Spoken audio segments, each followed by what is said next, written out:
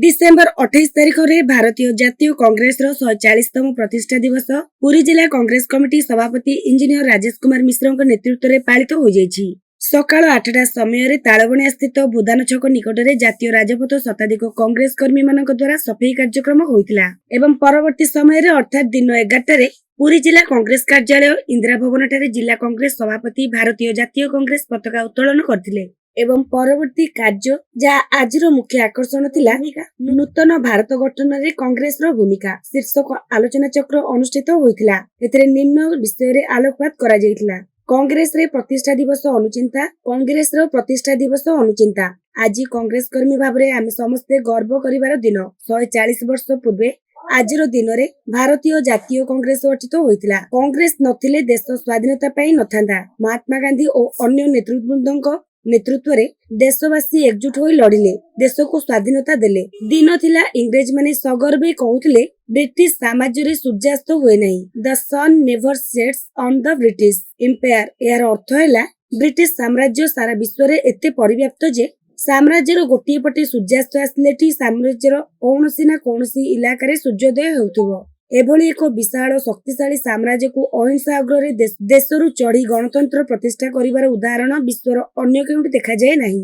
विश्वर अत्यंत विशेष करी जे अन्य दक्षिण एशिया राष्ट्रगुड़िक भी उपनिवेशन शासन कटी गणबक्ष प्रतिष्ठा होइछि ता क्षणप्राणी होइछि। सामरिक विद्रोह किंबा अन्य प्रक्रिया से देश मानकरे अराजकता सृष्टि होइछि, किंतु भारत एकमात्र राष्ट्र जार आत्मा होइछि गणतंत्र। कांग्रेस नेतृत्व रे एही महान राष्ट्र रे पणचात्विक मूलदुआ एते मजबूत जे एकादिक्रमे पाखु पाखु 8-10 काल कौनसी चक्रांत एहाकु दोहलाइबारे सक्षम होई नहीं। एही कार्यक्रम रे पूर्वतन पीसीसी सभापति श्रीजुक्त प्रसाद हरिचंदन, ज्योति प्रकाश मिश्र, सुप्रीम कोर्ट रो वरिष्ठ अधिवक्ता बिरजा प्रसाद महापात्र, भारत सरकार को पूर्वतन निर्देशक मानस रंजन महापात्र, वैद्यनाथ पाणी, पुरी जिला प्रभारी पीसीसी संपादिका शिल्पश्री हरिचंदन प्रमुख अतिथि भाव जोग देइथिले एवं अन्यमानक मध्यरे पूर्वतन जिला कांग्रेस सभापति अधिवक्ता शरतरथ जयनारायण पट्टनायक, पुष्कर महापात्र, सुजित महापात्र, विनायक दास महापात्र, लक्ष्मीधर प्रधान, सरस्वती पात्र, विश्वनाथ दास, विद्युतलता आचार्य, सीताकांत महांती, अमरेन्द्र पाइकराय, स्वाधीन कुमार पंडा, विश्वकेशन हरिचंदन महापात्र, उमाकांत बराଳ, सुकांत कुमार प्रधान, सौम्य रंजन प्रधान, निरंजन रथ, कालीप्रसाद नायक, रजत कुमार साहू, भास्कर सेठ, देवदत्त प्रधान, पृथ्वीराज जेना, हापी स्वाई, रुद्र नायक, कमललोचन मिश्र, विभुदत्त मिश्र, आर्तग्राण साहू, विश्वरंजन सामंतराय, विश्वरंजन महापात्र, अर्जुन साहू, जीवेश चंद्र रथ प्रमुख उपस्थित थिले।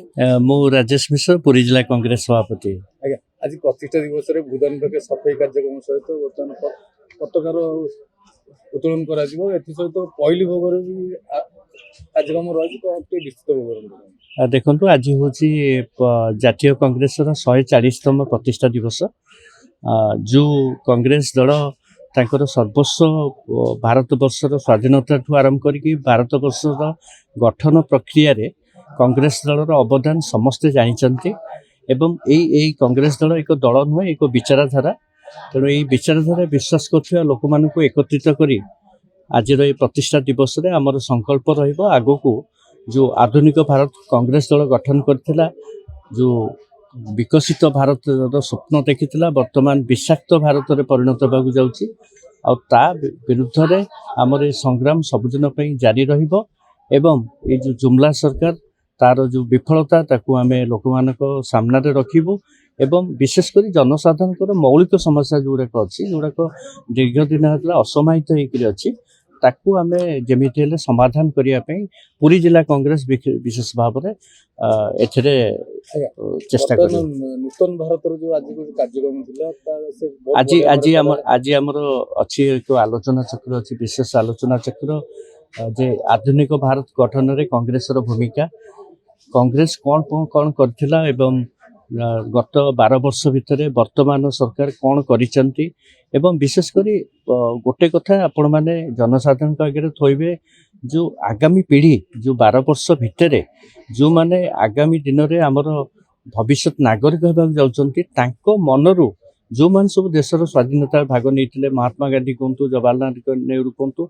समस्त अवदान अच्छी। से अवदान को से माने ताकू केमती ବନ୍ଦ କରିବା ପାଇଁ ତାକୁ ଚକ୍ରାନ୍ତ କରିକିରି ଜନସାଧାରଣଙ୍କ ମାନସରୁ ଯେମିତି ବିଲୁପ୍ତ କରିବା ପାଇଁ ଯେଉଁ ଉଦ୍ୟମ ରହିଛି ସେ ଉଦ୍ୟମ ବିରୁଦ୍ଧରେ ଆମର ଏଇ ସଂଗ୍ରାମ ରହିବ। ଲୋକଙ୍କୁ ପ୍ରକୃତ କଥା ପ୍ରକୃତ ସତ୍ୟ ଲୋକଙ୍କ ସାମ୍ନାକୁ ଆଣିବା।